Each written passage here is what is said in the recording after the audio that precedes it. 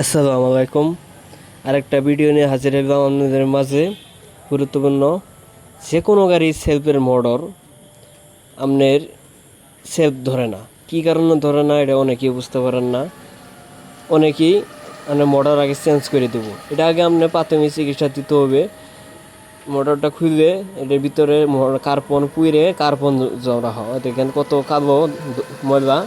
এটা আপনি স্প্রে করে ময়লাগুলো পরিষ্কার করতেছি, জঙ্গার আছে।